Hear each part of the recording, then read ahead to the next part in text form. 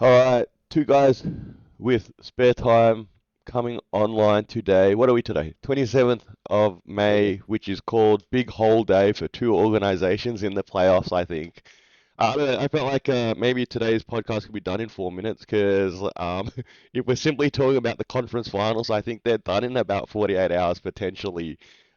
Yeah, it's Um, a clean sweep of a pod here. Let's go. that's it. I don't think anyone's probably feeling any vibe that these teams in the holes, the T-Wolves and obviously the Pacers, for different reasons in a sense, have any hope of being an historical team of somehow winning four in a row. I don't know, man. What do you think?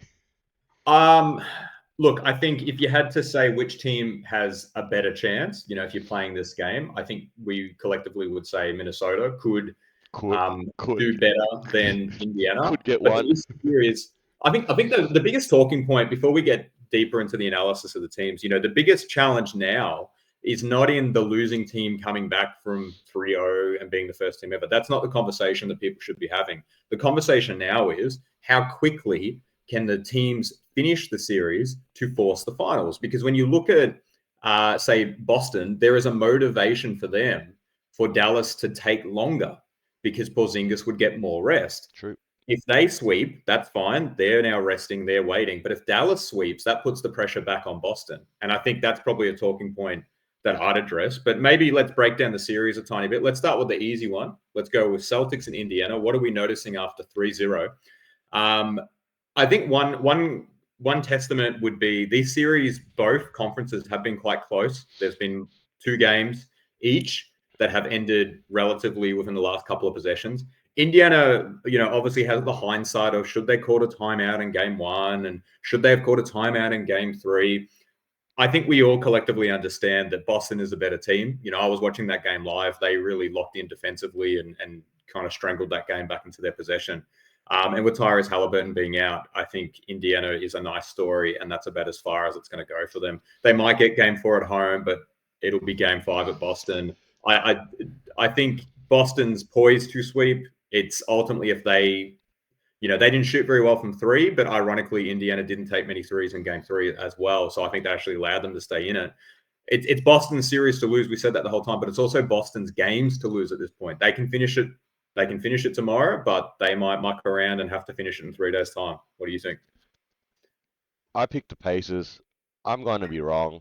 I think that's pretty clear. That said, obviously Tyrese going down with his Devin Booker-like hamstring sort of situation is highly unfortunate for Indiana. And when you lose your best player, what can you say, right? That's a huge, huge blow. I think on top of that, dropping game one in the way that they did, and you said, should they have called a timeout? 100% they should have called a timeout. I think that's the given, right? I don't know anyone out there that's got basketball experience from a coaching perspective would suggest that they shouldn't have called a timeout in that situation. I think even at the point, and this is the NBA, right? So when they were struggling to inbound, they could still call timeout at that point. Yeah, Mm. so there was so many different opportunities to call a timeout to advance the ball, to reset the possession, and instead of what sort of transpired, which was highly lucky, I guess, somewhat, but credit to Jalen Brown make that shot. Um, but look, at the end of the day, I think when you lose in that fashion, when you're already the underdog, it's psychologically damaging. That's I think Yeah. I can't you can't sort of quantify that sort of reality. And you're sort of like, well, look, we'll just come back and we'll just win the next one. But you already know, like, oh, we had this one against the team that was favored to beat us, and we let that one slip. Then our All-Star goes down with an injury, and it's lights out. I think yeah, I think Pacers are happy to go on holidays right now and regroup next season and go again. Well, one of the things of hindsight as well is that, okay, it's easy to analyze the Indiana blunder in game one and say they should have called a timeout or they should have deliberately fouled to avoid a turnover or to avoid the three. To be honest with you, that's just a different scenario that we don't know the full outcome of. All right, they foul. They foul, but they accidentally get up a three, so they get three free throws anyway, or they foul and then they miss the second one and get a scramble rebound and then hit the game winner and it never goes to overtime, or they foul and then they win the game. Well, There's all these hypotheticals that come out of games. I think we've done this to death. So I think look, Indiana made a couple of blunders, but I think as your coaching experience would say, and at least this is something I've always preached with coaching, don't let the referees or don't let one moment in a game decide it, right? You want to do all the things in the first quarter, second quarter, third quarter, etc., to put yourself in a position where you're not reliant on the last 5 seconds of a match or something needing to go your way or the right call to be made. You be in control of what you're in control of, and I think Indiana had lots of opportunities. I think you're right. The outcome, should you have changed some of the or even a single variable in what did occur that night, there's 1,000 different outcomes that could have then gone a different result for either team in that sort of sense. But let's just look at the simple one of advancing the ball. Yeah, and this is something I talked to a few basketball heads around here, and as far as I'm concerned, that felt like a no-brainer. And I know you're trying to open up the floor and so on and so forth, but even if the same exact play transpired, they struggled to inbound it. They've advanced the ball. They've struggled to inbound it. They've made that pass.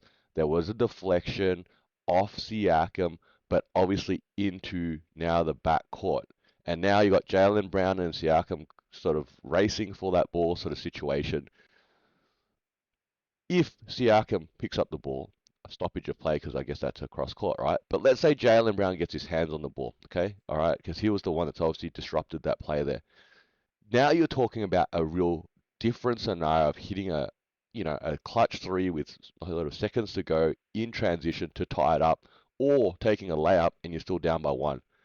I think that's still a favorable outcome to the Pacers. And I think that's why this whole could should, I don't even think it's a could should. You should have. That's it. No brainer. Rick Carlisle said that at the press conference. I think he knows that. Yeah, I guess maybe then outside of the ramifications of game one, let's say they win game one off those should haves, then Tyrese Halliburton still goes down. They lose 4-1. Like, I think it's a very foregone conclusion for Boston. Obviously, then it opens up more hypotheticals. Does the pressure get to them, et cetera, et cetera. But the thing is, Here's the hypothetical. They win game one and Tyrese has a good night's sleep and then his hammy doesn't get pulled, right? I don't know. You know what I mean? Stuff like that happens, right? Butterfly effect. there's a lot of butterfly effect. I think ultimately the fact that we're really engaging in the deepest of hypotheticals is indicative of how this series has played out, which That's it. is Pacers are Boston's cooked. probably going to sleep. Yeah, Pacers are cooked. they're Next.